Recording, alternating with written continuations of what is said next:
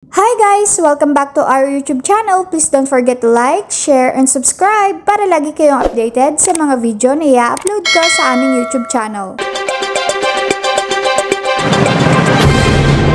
Every year, humingi na ang mga kongresista ng meeting kay Senate President Francis Escudero para maikalendaryo ang panukala at mapagtibay sa nalalabing 9 session days. Dudulog din niya sila kay Pangulong Bongbong Marcos para sertipikahan itong urgent at maratsada ng Senado. Kung hindi kasi mapagtitibay bago magsara ang 19 Congress, malamang na back to zero ang panukalang batas. Hindi po kasi maaprubahan ngayon, back to zero. Pupunta na naman sa Senado, ay sa Kongreso. Baka mahirap na naman po ang proseso.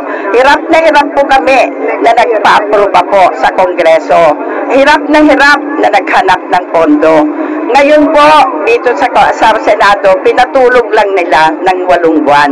Sana naman, nakikiusap ang 12 million na senior citizen na ipasana po ninyo, may panahon pa kung gusto ninyo na aprobahan itong Universal Social Pension. Thanks for watching! Please don't forget to like, share, and subscribe!